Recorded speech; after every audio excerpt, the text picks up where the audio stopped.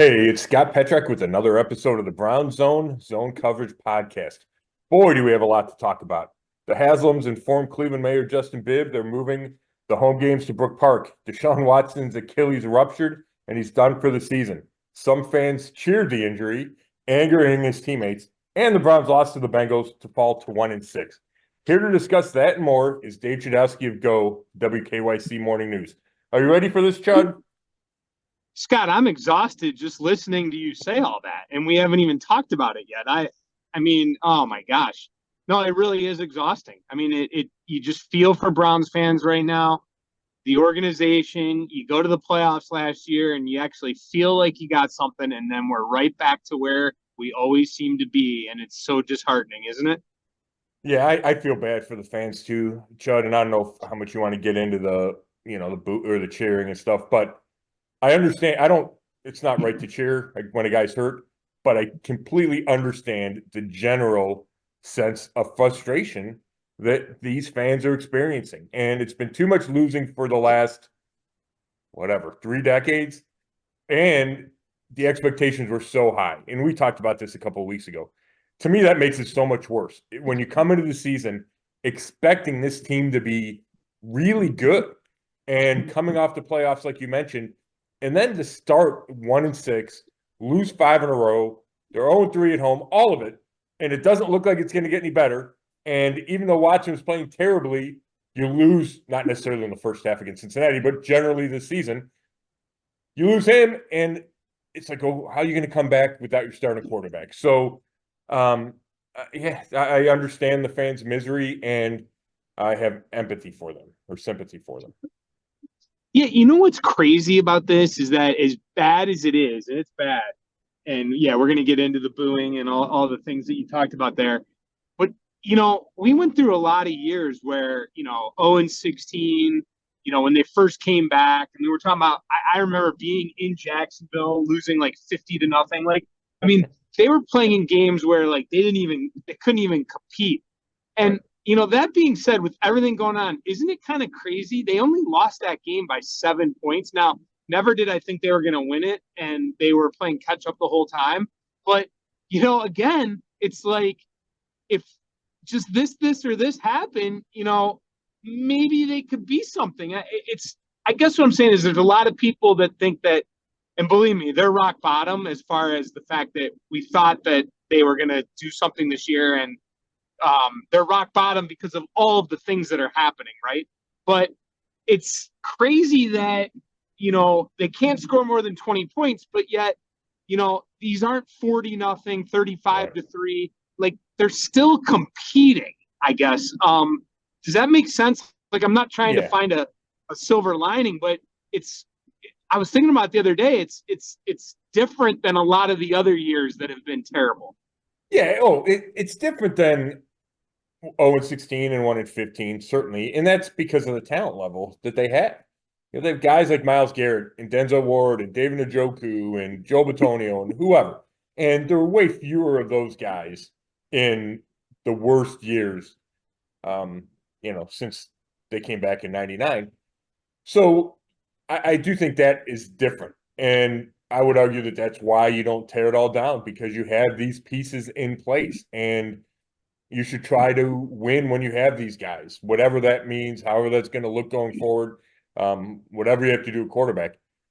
And to your point about, it wound up being a 7-point game. Yeah, it never felt like they were going to win. But the reality is it was a 1-touchdown difference. And that touchdown comes on an opening kickoff for 100 yards. And you hear the Browns talk about complimentary football, and you hear special teams coordinator Bubba Ventrone say it all the time. And it works in the other way, right? You need to have all 3 units firing to be successful. Well, when one of those doesn't work for you, and you are struggling, and your offense can't score 20 points, then you can't have major letdowns from the defense or the special teams. And the defense played pretty well. I mean, Joe Burrow in that offense, they held it to 2 touchdowns. Yet the special teams gives up the touchdown out of the chute. Then Dustin Hopkins misses an extra point and misses a field goal. You can't win like that. When you're playing as poorly as they are as a team and committing as many penalties as they are, the margin for error is so slim, and you can't afford to give away 11 points. And that's what the special teams did. And that's another sign of bad football. And, that's certainly what they're playing is bad football. But that's another example. They had a chance to win this game. They had a chance to beat the Eagles. You can point to the Giants and the Raiders. They had a chance to win those 4 games. And with just a few tweaks here and there, maybe they win 2 of them, and the season doesn't feel so terrible. Now, it doesn't change the offense not scoring any of those things. But I think your point's well taken.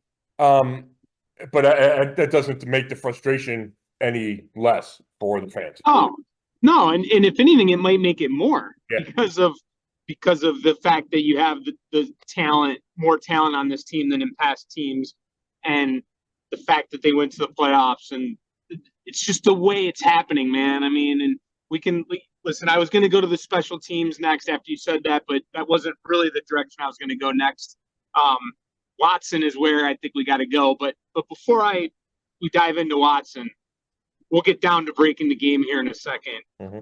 Before I get to Watson, though, you had talked about not tearing it down, and that was one topic I really wanted to hit with you, and that's simply, where do you go from here, Scott? Do you continue to try to win games? I mean, they traded Amari Cooper, which tells you, they're thinking one way, but yet I don't think they're completely punting on the season. But now that you have the Watson injury, that takes you to another level. I guess what I'm saying is, do you break it down, or do you try to still keep the core talent? Do you go and make a bunch of trades, or do you try to keep your base and bring other people in? Do you try to salvage this somehow? What does this organization do?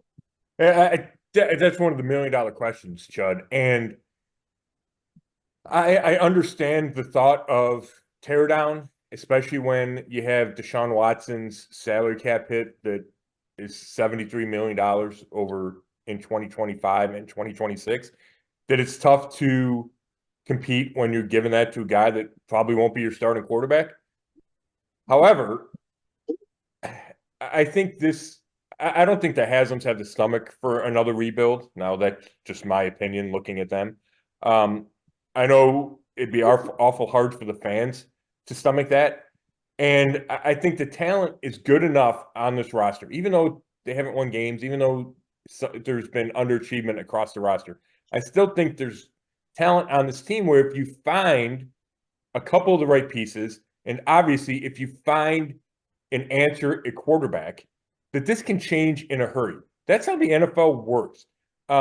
Yes, you could tear it all down and try to build it back up like they did in 16 and 17. But I think you can do it other ways. Look at Washington. Nobody had any expectation for them. You get Jaden Daniels, and all of a sudden they're a playoff caliber team. And the Browns are headed to a top 1, 3, or 5 pick in this draft. They could find a quarterback that could do it the same way. Caleb Williams is having success. You could do it with a rookie quarterback. You can find, there's veterans out there, right? The Steelers go and find Russell Wilson. And I'm not saying he's the end-all be-all. I'm just saying there's ways to find a quarterback, whether it's through the draft or free agency or trade. And if you find that guy and you find a couple other pieces, right, they're going to have to do something at receiver. You can turn this team back into what you thought it would be this year. They're not that far removed from the playoffs. It was last year. So I don't think a teardown is necessary. I don't think you want to trade guys like Myles Garrett and Denzel Ward and David Njoku. These are bedrocks of your foundation, of your organization. You've paid them huge money. You've drafted them, invested in them, developed them. I think it's a terrible sign to give those guys away, to trade them. I don't think those guys want to be traded. And Myles Garrett, he's a future Hall of Famer. He wants to be here. He said last week he reiterated that he doesn't want to go anywhere else. So I don't think they will do that, Chud. I just think the organization's in a place right now, the roster's in a place right now where that doesn't make sense to me. I get the other argument that a teardown might be could be the direction they go. I don't think they need to do that. However, that doesn't mean they're done trading. And you mentioned Amari Cooper. Guys in their last year or the last couple years of their contract, guys that are approaching 30 or over 30, those are the guys that they could trade between now and the deadline on November 5th. And you're talking about Zadarius Smith, the defensive end. I talked to him last week, and I mentioned how the Lions need a pass rusher after Aiden Hutchinson gets hurt. And Smith said that he wants to figure it out here. He's still trying to win here. But he was intrigued by the idea of going to the Lions. And he spent time in that division, the NFC North, with the Vikings and the Packers. He was really intrigued by it. So I would not be surprised at all if the Browns traded him. He's got 4 sacks this year. Pass rushers are at a premium. I could easily see the Browns trading him. He's 32 years old, I want to say. So a guy like that you can move on from. And if you can get a 3rd-round pick or a 4th-round pick, I think they would do it. Jed Wills. The Browns have not committed to him. He's in the last. I know he had a terrible game the other day. And I thought he played well in his first 2 games. He was bad the other day. I understand that he has not lived up to the number 10 pick. I've been a staunch defender of him.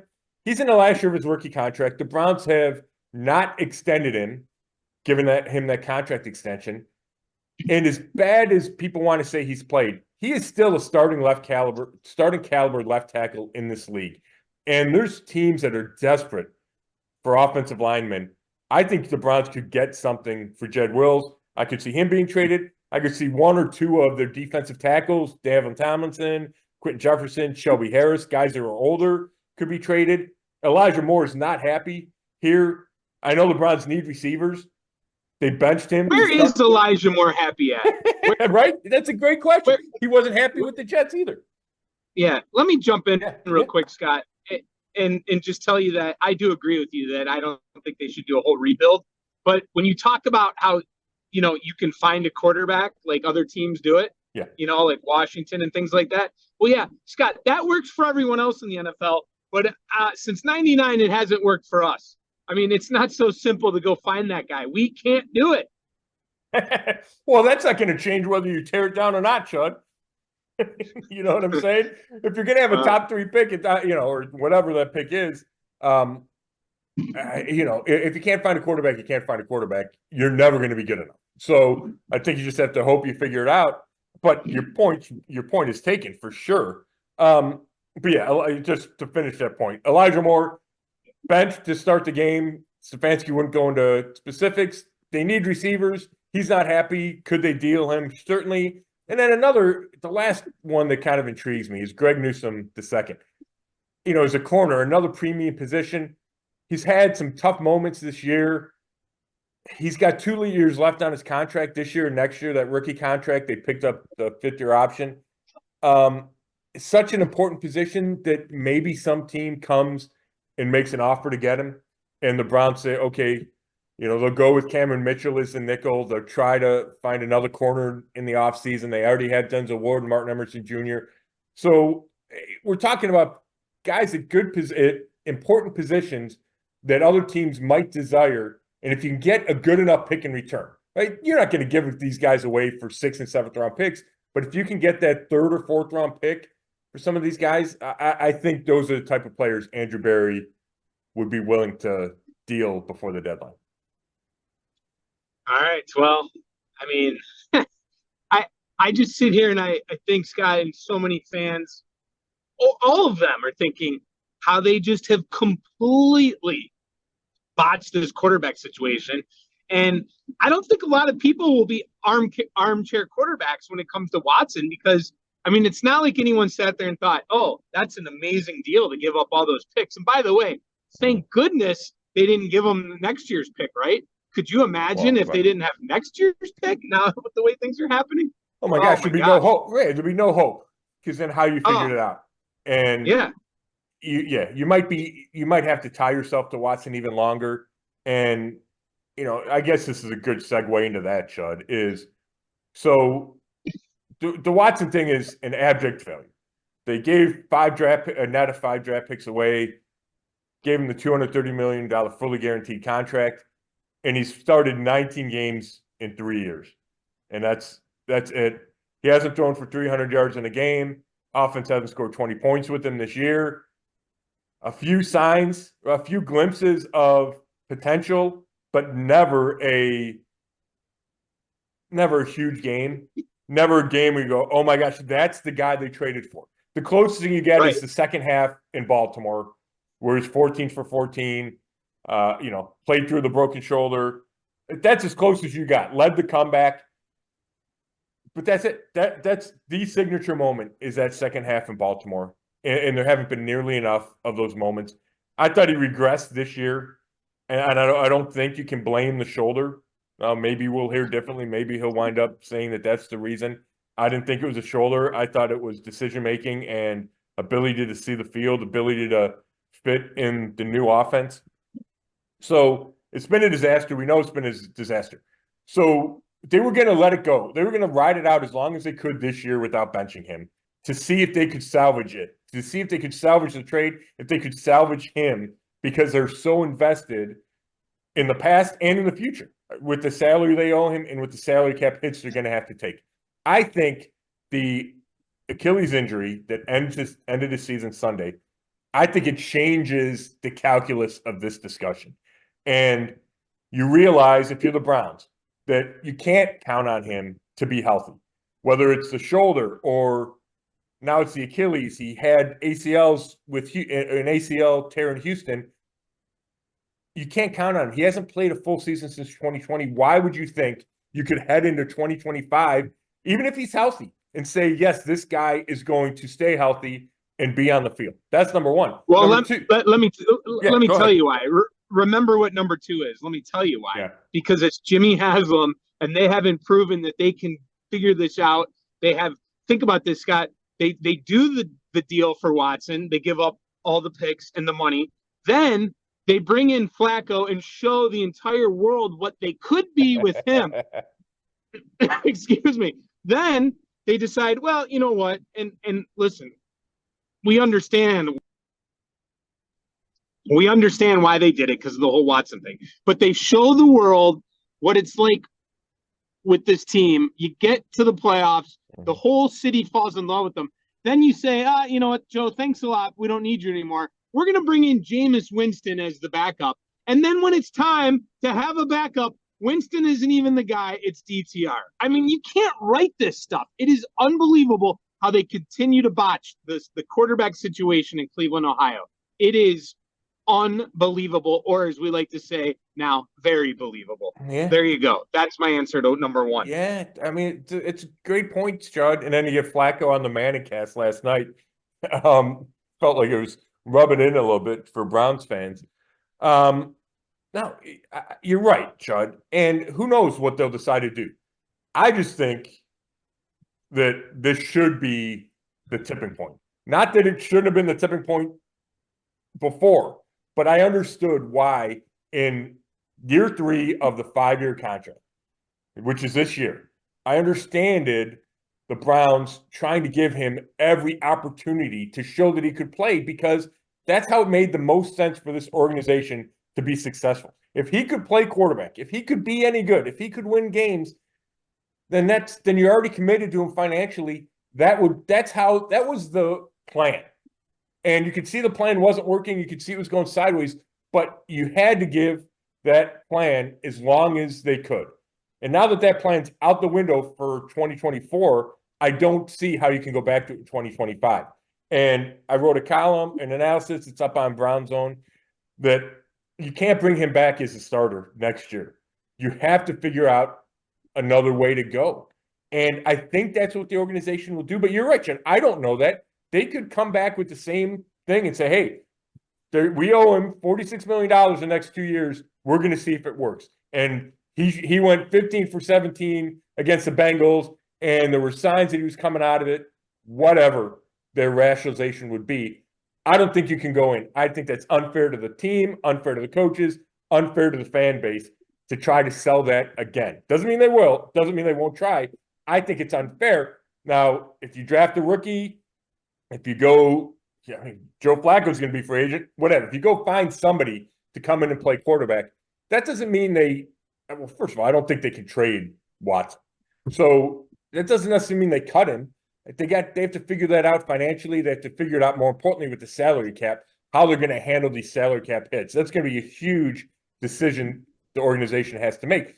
So if they think they're better off with him on their books and on their roster, that's fine. You can figure it out. Let him be the backup. Let him rehab somewhere else, whatever it is. But you cannot open next season saying he's your starting quarterback and have anyone believe that you have a chance to win games.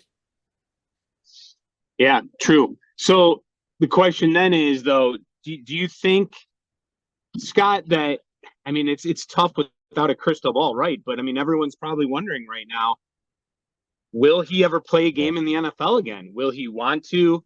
Will he be able to recover from this injury to play again?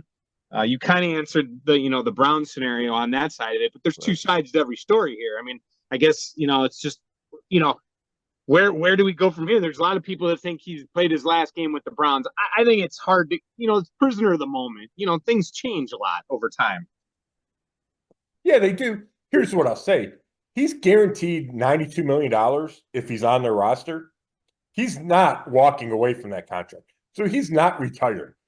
He can rehab the Achilles, rehab whatever for 2 years, or the next 2.5 years, and collect his money.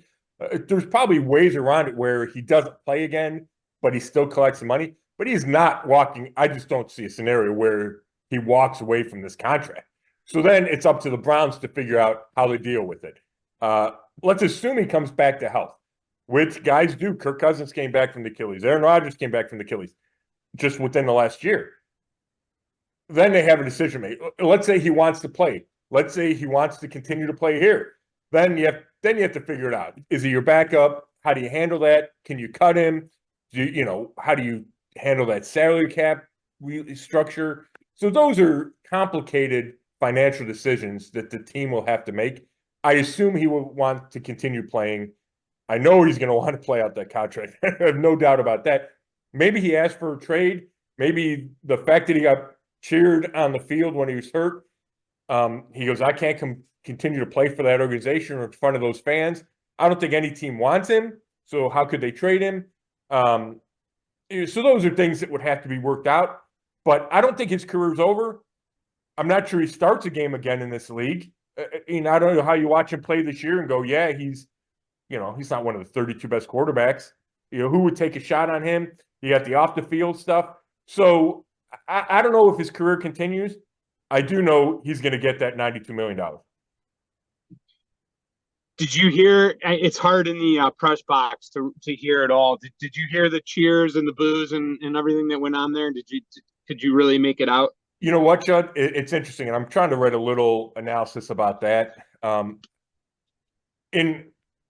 could hear them, yes. Now, you can never tell how loud they are. So I heard them, and I could tell what was going on and didn't like it. I didn't think it wasn't so loud, and like you said, you're in that press box and it's sealed, that I didn't feel comfortable tweeting it. Like, oh my gosh, they're cheering Deshaun Watson, because I just wasn't clear exactly what I was hearing, how loud it was. But then you talk to people, like I talked to Sean Dunnigan, the Channel 3 videographer, because he was on the field, and he said, yeah, it was loud, and you could hear it. And obviously it was loud enough that the players and Kevin Stefanski heard it and were bothered by it. So I know it wasn't every fan cheering, and I don't know what the percentage of the 60,000 fans cheered, but it was loud enough to resonate with the players and the coach, and that tells you that it was loud enough and not just, 6 guys doing it. Well, so the booing is one thing, but the cheering, were they cheering the injury? A lot of times that happens in stadiums where, fans will cheer that, hey, they're up and they're moving or they're getting out. I mean, yeah. No, Chud, it was, I thought it was obvious that they were cheering the injury. They were cheering when he was down on the field. Now, I think there were cheers as he drove off, and you can say that those are, the kind of cheers where people clap when, the injured guy gets up or they drive him off, kind of a send-off. They were cheering when DTR got announced. Right? So they're cheers for different things. But there's no doubt in my mind that people realized he was hurt and they cheered. Again, I don't know the percentage of the crowd that did that. I don't know the number, but there's no doubt in my mind that there were a segment of the fans that cheered, and that's what bothered Watson's teammates, and that's what bothered Stefanski. And I get that. It's classless. I don't think you should cheer a person. You shouldn't. You probably shouldn't cheer people's troubles to begin with. You certainly shouldn't cheer an injured player, and let alone a guy on the home team. Yeah, and I don't think I said it on the air Monday morning. It's not a good look. It's not good to cheer. Now, I will say this: it doesn't represent all of Cleveland. That's the thing that stinks about this nationally is Cleveland then gets a bad rap over whether it's 1,000, 2,000, who knows how many fans it is. So that's disappointing. It shouldn't be any at all, but it is. Like you said earlier on, you can understand the frustration of the crowd. And I said the same thing Monday morning. I said, hey, you can understand the frustration. And I kind of put a little thing together. You're frustrated because you know what, Scott, I listened on the radio to the beginning of the game. So I wanted to hear the Chubb introduction. Mm-hmm. And Chubb's introduction was awesome. And it comes after Watson. They had Watson come out first. And Watson, he was booed and was not cheered heavily on his introduction. Oh no, he was booed, and they timed it like that. They put Chubb after him, so the boos for Watson would quickly get replaced by the cheers for Chubb. And then Watson got booed throughout the game until he got hurt. I mean, there were plenty of boos, and he had that drive. The drive he got hurt was the Browns' best possession of the day. He made a couple of plays, made a couple of good throws. So I'm sure people cheered when that was happening, but he was booed before the game and during the game, and then he gets cheered when it happens. And I have to say this, Chud. I understand the teammates being bothered by that and it was more than bothered. They were, I used the word incensed in my headline, and I thought that was accurate because Myles Garrett kind of went off, Jameis Winston went off, Greg Newsome the second. But I felt like Myles Garrett and Winston went too far in their defense of Watson. And they made it about, I want to say this the right way. They made it about his character. And first of all, Watson is such a polarizing figure. But we have to establish that. Everybody knows that. And a lot of the hatred for Watson, and I don't think it's too strong to use the word hatred, is for off the field things. But when he's laying on the field getting booed, I think that's a football thing. I don't think people are thinking about all the sexual misconduct allegations. I think they're going, this guy has killed this team as a quarterback. He hasn't been good. Some fans probably, we miss Baker, all that. I think that's the reason he was booed, which probably makes it even less acceptable, right? Because it's not some kind of moral stand. It's he's been a bad quarterback. I'm cheering while he's hurt. But Garrett and Winston took it to a kind of a character thing. Myles Garrett talked about people not having any moral high ground. Winston made a reference to the world's been against Watson for the last 4 years. And I'm looking it up right now. Garrett said the man does pretty much everything right. He's been a model citizen through college and most of the pros. That's not true. This guy's been accused of sexual misconduct and assault by more than 24 women, right? More than 24 women. So I didn't like the fact that a couple of teammates tried to make Deshaun Watson a martyr in this situation. Yes, he shouldn't have been cheered while he's hurt. It stinks, and the players can relate to him being down there and hearing cheers and can feel how bad that would feel if you're Watson and he's crying and he's probably thinking his career could be over. All those things go through your head, and you don't want the home fans or any fans cheering. But I thought, especially Garrett and Winston, went too far in their defense of Watson, especially when they tried to make it about his character, which is you can certainly question his character. So I had an issue with that. Well, it's kind of like that email you shoot off when you're mad, you're upset after something happens, and then the next day you regret it. You know, right. I mean, I wonder if they would have given that whole spiel, you know, a day or two later, they would have probably refocused their thoughts in a better way. So I agree with you. And the thing too is my first thought, and I'm just going to be honest with you, when Myles Garrett started saying stuff, my first thought was, well, yeah, it's not like, you know, I mean, hey, all these fans have hit other quarterbacks over the head with a helmet. I mean, I'm sorry, but you know, I mean, it's tough to get a lecture from a guy who, listen, we're all big fans of, right? And you got to give Myles Garrett credit. I mean, he's turned his image around since that moment. Remember how bad that was, Scott? Yeah, I do. I remember all that. Yeah. But no, you make a good point. And you know what, Chud? I forget about that because it's been a while. And I do think Myles Garrett has done so much to rehabilitate his image that doesn't come to the forefront of my mind. I really respect Myles Garrett. And I thought most of his comments were very interesting. The ashamed and we need to be better and no, you know, don't throw stones from glass houses. Like I think all those things are valid points. I just think he went too far. But your point's 100% correct. I'm just saying, like, I really respect Garrett, and I find most of the things he says correct, and I think he tries to strike the right message and right tone. I just think he went too far with this one. Yeah, there's no doubt. Chubb and Garrett are the two most popular players on this team, correct? I mean, there's no debate on that, is there? No, I think that's true.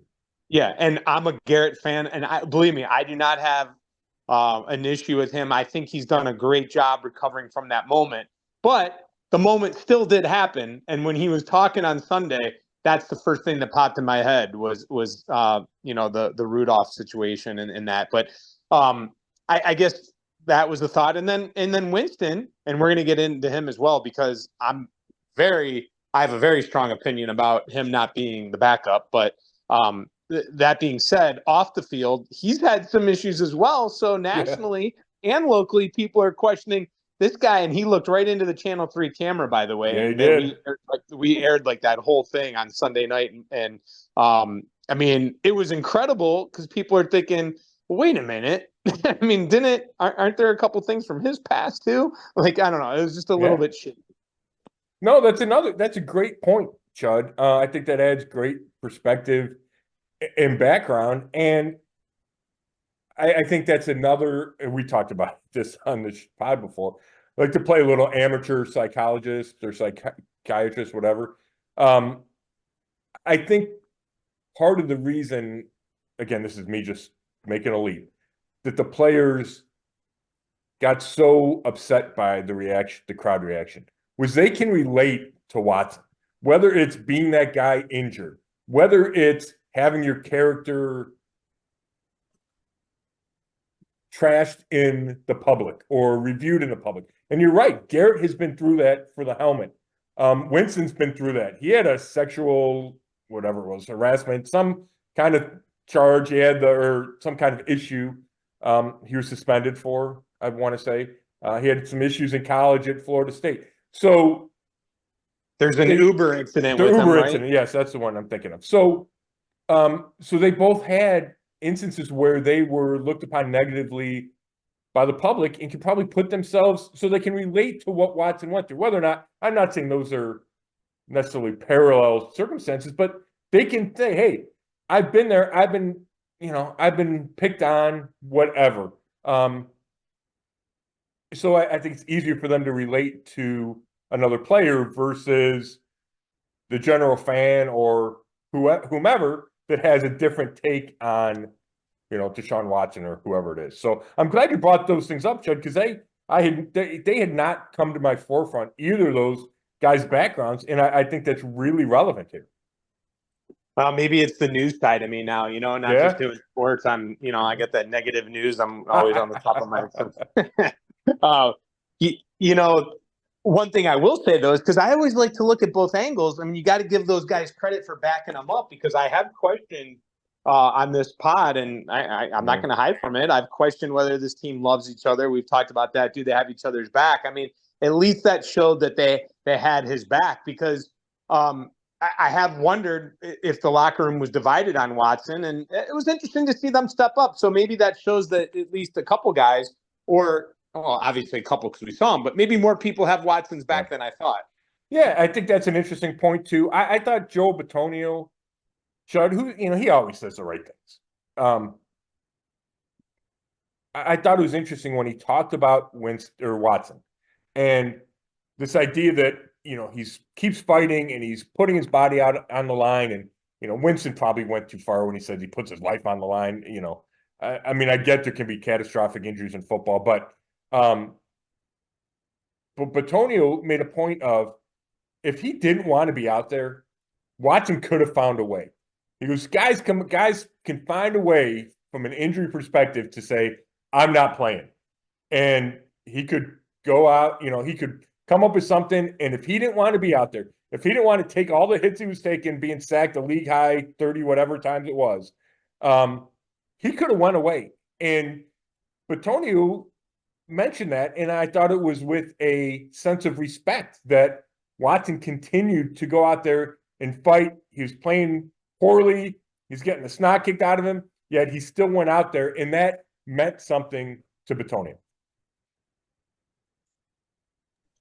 And then you just wonder if the Watson bashers, from what he had done off the field, are sitting there just wondering, hey, karma, I mean, I hate to say it, but I've seen that meme or whatever going around, certainly. Yeah.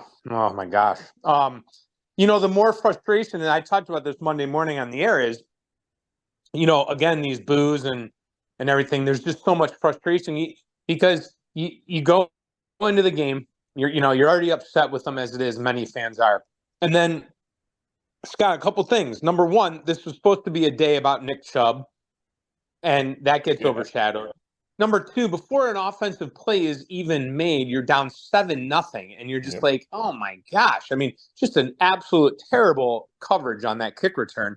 And then number three, for me, is it's just so Brown to have DTR be your backup quarterback, and then that's the game that you have to use them. And I just, for whatever reason it is, and we can speculate on those reasons, and I know there's many out there, but it's just, I mean, come on. There's no way you can tell me you thought DTR gave you a better chance to win that game than Jameis Winston if Watson were to go down. I just, the whole point to getting rid of Joe Flacco is you bring in Jameis Winston, a guy, and by no means is Jameis Winston like an amazing starting quarterback in this league, right? We know he'll throw 4 picks in a game. I mean, but he gives you the best chance to win. I'm sorry. So then I question, well, how badly do they want to win right now? Are they maybe going to go into tank mode? I don't know if I'm really saying that. I know some people think that. But you know what I mean? Like, I just couldn't believe when I saw that come across that Winston wasn't going to be the backup. It shocked me. I just don't. I'm sorry, but I had a problem with that. Yeah, that's another great point, Chud. I was stunned when I saw that. We get a little heads up sometimes with the inactives, and I saw that, and I was like, huh. That's because I didn't think there would be any quote unquote news coming from the inactives. We knew Chubb was going to play, you knew Juan Thornhill was up. So like, oh, it's going to be relatively quiet. And I saw that. I was like, that's newsworthy, certainly. It's a demotion for Jameis Winston. He'd been the backup the first 6 games. And you talked about the reasons for it. And, Kevin Stefanski said before the season, he said, I think of both of you guys as a number 2. They had Winston being in the short yardage packages the first 6 weeks. So that's why he was number 2. And then when they took that package out before the Bengals game, then that allowed them to make a choice, and they went with DTR. I think there's 2 things at play here. I think the biggest one was against the Eagles, they had a 3rd and 1. They put Winston in the game, and he handed it to Cedric Tillman on a jet sweep. It lost 5 yards. They kicked a field goal, and Hopkins missed it from 52 yards. And Stefanski took responsibility for the play call, but he also said there's a miscommunication. And to me, that was Stefanski doesn't throw anybody under the bus. That was his way of saying that's not the play they were supposed to run. If Winston sees Brandon Graham uncovered off the edge, the Eagles D end, he's supposed to do something else there. And for him to hand the ball and lose 5 yards in a crucial situation where they lose the game by 4 points, I think it really bothered Stefanski, and he lost some trust. And this is, man, nobody's told me this. He lost trust in Winston, and therefore they made the switch to DTR. I'm with you. I think Winston gives them the best chance to win. I thought he would have given the best chance to win against the Bengals. I certainly think he gives them the best chance to win moving forward. The guy really energizes the people around him. It's, there's some weirdness to him. Just everything about it. He talks about, being a man of increase. Like there's a funniness, there's a difference to him, but guys gravitate toward him. I think he gives this team the best chance to come out of this tailspin for whatever that means. Win a game here, win a game there, go on a run, whatever it means. I think he can run the play action system that Stefanski prefers. Play action and throw the ball down the field. He can push it down the field. He's shown that. Obviously not perfect. You mentioned the 4 interceptions he's bound to throw, certainly. But if you got to win one of these games coming up, if you're trying to keep everyone together, galvanize this locker room, not have it splinter at 1-6, I think Winston is clearly the guy to do that. Now, you can make an argument that you need to evaluate DTR in case he could be the answer, which I think they know that he can't be, but why not take a shot at that? That's fine. There's a bunch of games left. He can play at some point this year. I think Winston should be the guy right now.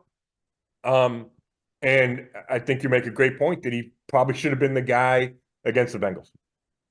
Yeah, I think we've evaluated quite a bit already. And, and when I say this, I'm not saying that there's not a shot for DTR to eventually be good in the NFL or to be the guy, but it's amazing how all these other young quarterbacks, and they could come into the league, and you brought up, Daniels in that situation, and we could bring up so many others that it doesn't take, why is it that with all these other quarterbacks, we don't have to sit there and say, we need to see what we have. And it takes a year and a half to see what we have. I feel like with these other guys, you know what you have. It's just a matter of giving them reps and finally getting to the point where they can lead you where you need to go. You know what I mean? Why is it with us? We need to see what we have. Yeah. Yeah, no, you make a good point there. Every situation's different. Right? Some guys mature, some guys get better.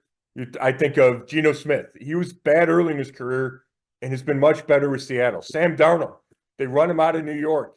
Now he's winning games with the Vikings. So the quarterback situations are different. But there are guys that come in and win right away. And, we saw Baker come in and kind of win right away where you knew, okay, this guy's got something here. It wasn't we got to keep looking and keep looking. Is it Brandon Weeden? Will he ever figure it out? Or name whatever Browns quarterback you want to do that with. And I think we've probably seen enough at DTR. The only thing that, he's looked really good in the last 2 preseasons, which we can talk about how important that is, if there's any meaning to that. He threw it way better this preseason than he did the year before. I thought his arm was stronger. But when he gets in a game, and we saw it last year and we saw it again Sunday, it feels like everything's moving too fast for him. And Myles Garrett said that. He said he's got to slow down and not try to make a huge play every time.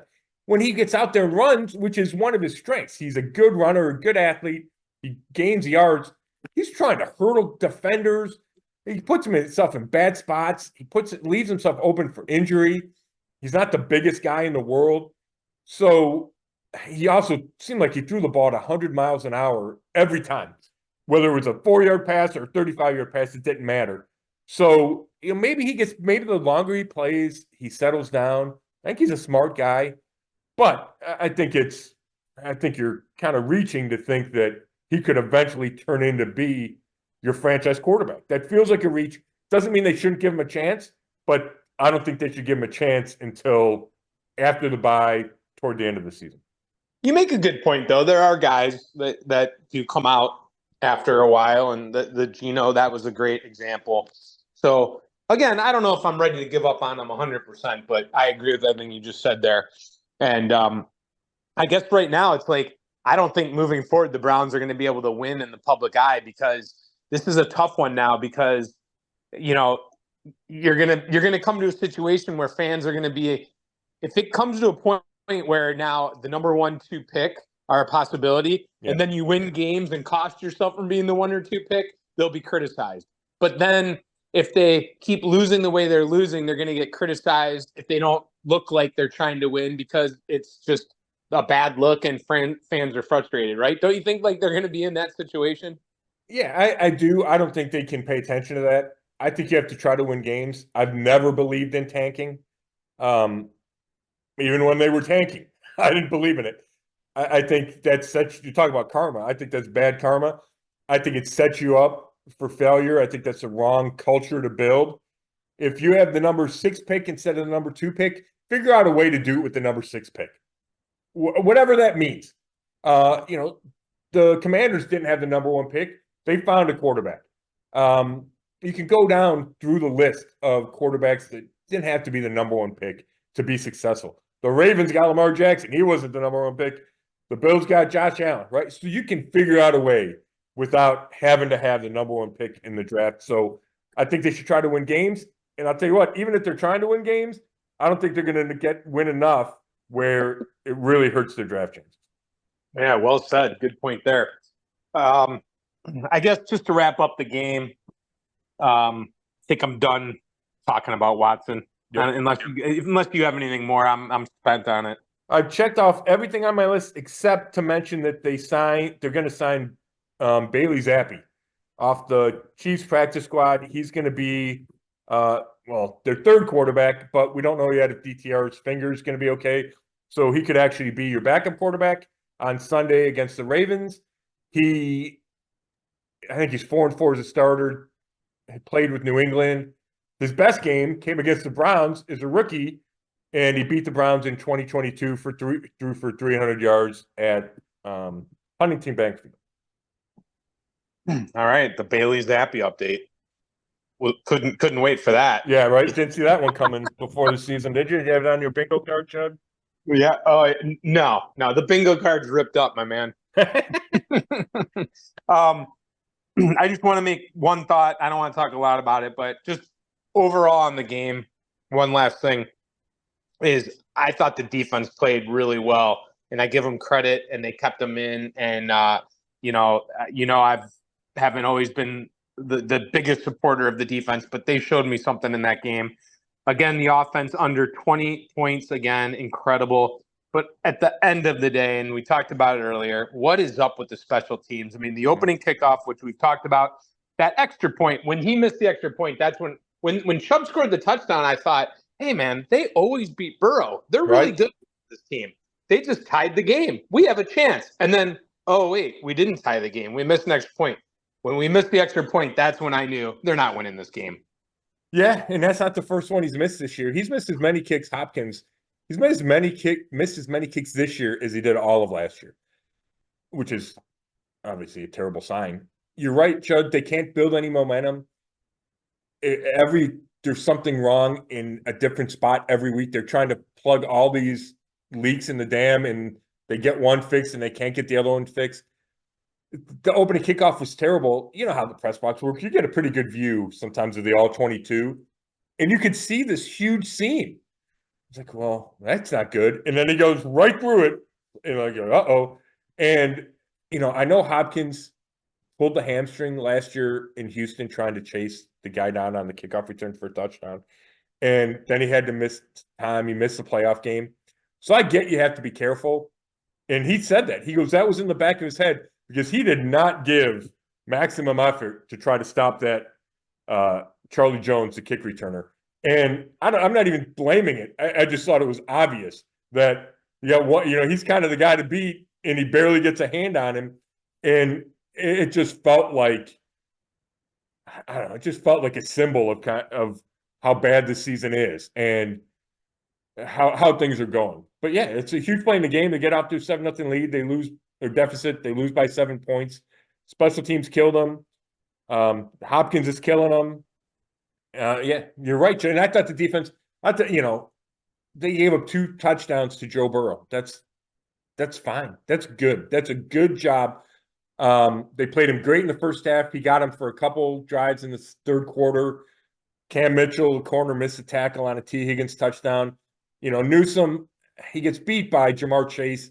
It's a back shoulder. That's really hard to defend. I thought the defense took a step forward against the Bengals.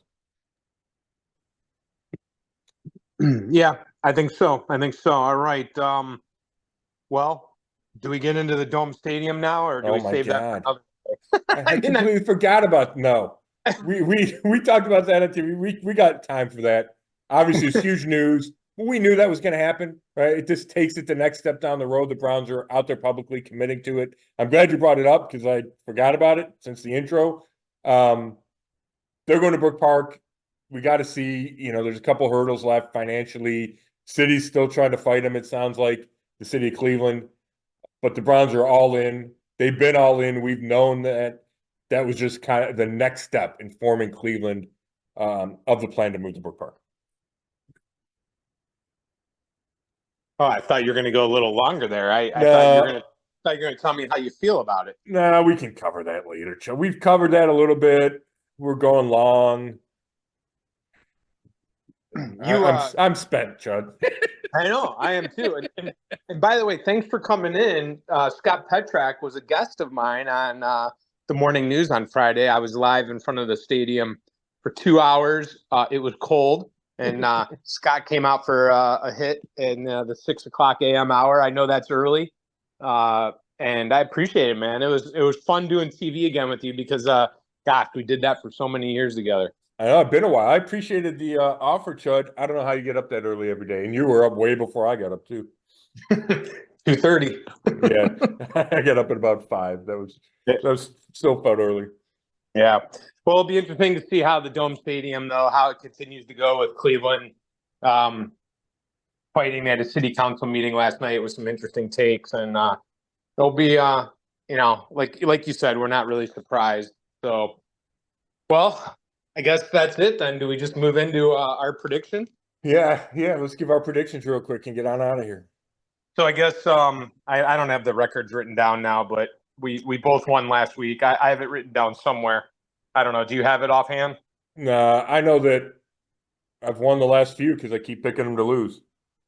I think since Vegas, I think I was 0-4. I think I was 0 for 4. So now I'm 3-4. 3-4. I lost the first 4 and won the last 3. All right, so that makes me 4-3 because I was 1 up on you. Yep, there you go. So just embarrassing records for both of us, really. Yeah, well, I was wrong about this team, Chud. I thought they're gonna be good. Well, but again, Scott, you weren't as wrong as a lot of people who thought, win the division, 12 wins, maybe go to the AFC Championship game. I mean, that stuff was out there. No, you're right. But you know where I was wrong, Chud, is we probably talked about it on here. The floor. I thought the floor was way higher than it's going to be. Right? The floor right now is 1 win. Now, you could see a way that they go 1-16. I don't think they'll go 1-16, but it's not ludicrous. I don't know when they're going to be favored again. I think that's an interesting discussion. But so 1-16 is now the floor. I thought the floor was 7 wins, maybe 6 if they got decimated by injuries again. I didn't think this was the bottom's way lower than I thought it was. Yeah, that's a great point. I'm going to let you go first on the prediction. I think I went first last week, didn't I? I can't remember. I don't know. Yeah. We were both pretty close on our score. I think I think one of us was like 23-19. The other one was 24-20. I went 24-20. But you can't think you're going to score 20 points. Now, that's where I do have an issue with you. When are you going to learn? I'm going to do it again this week. Yeah, but I had them covering and they didn't cover, right? Spread was 4.5 or 5.5. So that part we got wrong. Yeah, I mean, I don't know if you go to bed, Chud.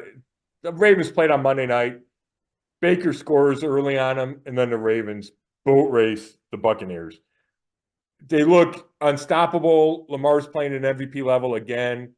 Derrick Henry has found the fountain of youth. I thought he was washed. He is not washed. And I'll tell you what, he's a guy that will test. He's going to test the Browns' effort level. Because if you don't want to play and you don't want to play hard, he's a guy you get out of the way from. And he's going to be a great test. I'm hoping to write about this week. Because the Browns have not been good tackling on defense this year. And he will expose that. He will come at your corners and safeties, and they're going to have to be willing to take a punishment. And we'll see. I think this is a great test of character for the Browns. Ravens are playing at a high level. I got the Raven, and I think they probably come back to earth. It's tough on a Monday night road game. Come back the next week, go on the road again. There's bound to be a little lapse, but I think it's still Ravens 30, Browns 20. I just don't think it will be the blowout that I thought about predicting. Okay. So I see the line right now at 10.5. That is it? Okay, right there. Yeah. I thought I saw when I tweeted it Monday morning, I thought it was less than that. I think it was like 8. So I've seen 8, 9, now 10.5. So whatever. So you would have them covering by 0.5 point. Okay. I knew it was right there. I thought I'd seen it right at about 10. But yeah, and it could be 40-7. That's not out of the realm. But like I said, I think the Ravens probably come back to earth a little bit.